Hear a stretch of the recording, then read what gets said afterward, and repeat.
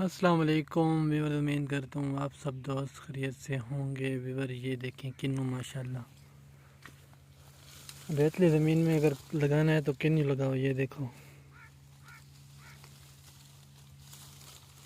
कितने गुच्छे पे कितना माल लगा हुआ है।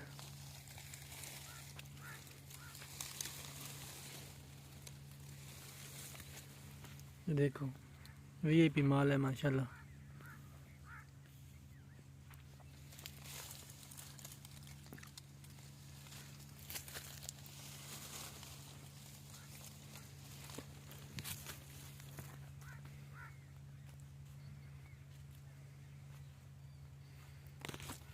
ये लड़े टूटे पड़े हैं।